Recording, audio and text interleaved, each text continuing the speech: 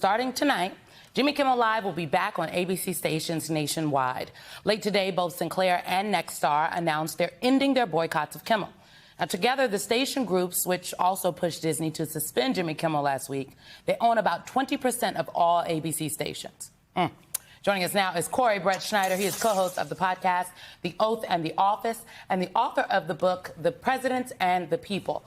Also with us is Alvaro Bedoya, a former commissioner of the Federal Trade Commission. Commissioner Bedoya, it's great to have you back, and particularly given all the news that's been generated over the last several days around Kimmel and Nexstar and Sinclair. I was struck by Sinclair's response to all of this. They put out a statement today noting, over the last week, we have received thoughtful feedback from viewers, advertisers, and community leaders representing a wide range of perspectives. Sinclair's got business before the FTC, for sure. What does that say to you? I mean, I think folks, I don't want people to take the wrong reading from the events of this week, because as Simone likes to point out, the thing that we need to stay focused on is what it's really about. Amen. And this was not about Kimmel. This was about a grab for power. This was about an authoritarian rooting within our system that would allow the President of the United States to force these institutions and these organizations through the organs of government to get his way. You don't like what, I don't like what you're broadcasting. I'm going to put a little pressure on you. Yeah. So when you hear a statement like this, thoughtful feedback from viewers, advertisers, and community leaders, what does that say to you? I have two reactions. The first is boycotts work, and anyone who unsubscribe to Disney Plus should crack a beer, take off their shoes. You earned it. Good job. But we need to think about the second thing, which is this isn't sustainable, right? It can't be that, like, every week, moms and dads are, like, mixing the powder into the mac and cheese, but then they got to go unsubscribe from whatever billionaire is behaving badly that week. Right? It has to be, it can't just be on us. It has to be that the people we're paying to be in power in Congress and state legislatures, state attorney generals, are going at the root causes, what Simone's getting at, are trying to break up these companies, trying to keep them from getting even bigger, because these billionaires aren't going to save us, right? I think it was Vice President Harris said, I thought these titans of industry were going to stand up and do better. And these are the folks that, pay you so little, you have to go on public health benefits for your food and your health, right? These are the folks that run health insurance companies that make you go on GoFundMe when you have cancer. They're not going to do any better when it comes to free speech. And I think the key takeaway for me is that this isn't about billionaires being brave. It's about the fact we have billionaires to begin with who have so much power, so much money, that they don't have to care about their customers. They only have to care about their bottom line. And it will only be these massive situations that they're responsive to. And it can't be that way. Okay, so the billionaires aren't coming to save us, Corey Brett Schneider, which basically leaves us to save ourselves. I think that's right. And the people fought back, and for at least in this battle, have won temporarily. But I don't think we should lose sight of what happened. We have an authoritarian president who did try to shut down free speech. This was tried in the past during the Sedition Act crisis of 1798. There was a law that was used to prosecute political opponents. We don't have a law like that now, but we certainly do have the prosecution of political opponents in Comey.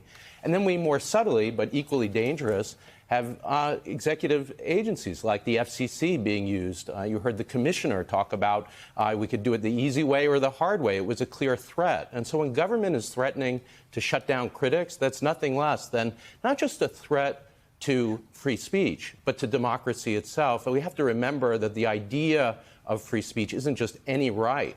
Alexander Meiklejohn, the most important 20th century thinker about free speech, the person who influenced our law more than anyone, he said we have to imagine ourselves in a nationwide town meeting and imagine the moderator of that meeting saying, picking and choosing who gets to speak based on whether he agreed with you. That's not allowable in a democracy. So this really wasn't just a shutdown of free speech. It was an assault on our entire system, continuous with what's going on with the prosecution of opponents. My op-ed is on the bottom of the screen right now that I wrote today for MSNBC.com. And in Michael Steele fashion, I'm going to quote myself, read from my op-ed, as the good chairman likes to do. American history is what I wrote today. American history tells us this pattern is not new. In 1798, the Alien and Sedition Acts criminalized criticism of the government, weaponized by the John Adams administration to silence its opponents. More than a century later, McCarthyism blacklisted comedians, journalists, and teachers, silencing dissent through intimidation. Richard Nixon kept an enemies list and sought to use the machinery of the federal government against those who opposed him. I would argue, Commissioner, that Donald Trump, he hasn't passed any new sedition laws because he doesn't need to. He is using, he is refined, frankly, what Richard Nixon attempted to do, using the machinery of the federal government to bend it to his will, and not just the government to his will, but he is now exerting that pressure onto institutions, onto organizations, onto schools of higher education, onto law firms, onto broadcasters, onto private companies. And a lot of people are like, well, this was a test, and like, yes, America passed this test, and I am proud of what Americans have done in terms of loudly standing up and saying no and calling their local broadcasters, because that is the reason Sinclair and Nexstar did not prolong this ordeal of preempting Kimmel. But to be very clear, this was a test case. It's a trial balloon for Donald Trump, and it worked. He now knows that, yes, with a little pressure and a little less public bravado, I can get these folks to do whatever I want, and I don't actually have to pressure anybody to pass a new law, or I don't have to do actually anything that they could say, that they could point to as saying, oh, this is very illegal. I'm just putting these things out in the ether, and these are people self-censoring on their own. That's right. And I would say two things people need to pay attention to. Every time one company acquires another, it's going to give people like the chairman of the FCC or the leaders at the FTC and elsewhere hooks that this administration can come in for their pound of flesh.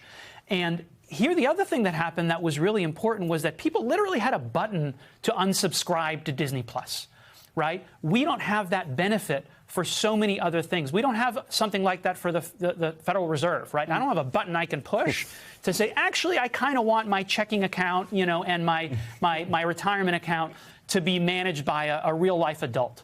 Right? And so that is why it is amazing what happened. Everyone should be proud of themselves that we took time out of our lives to push back and we won. But it can't just be on the people. We need people in Congress with spines who are earning their paychecks, pushing back against these guys using the tools that they have that regular people do not.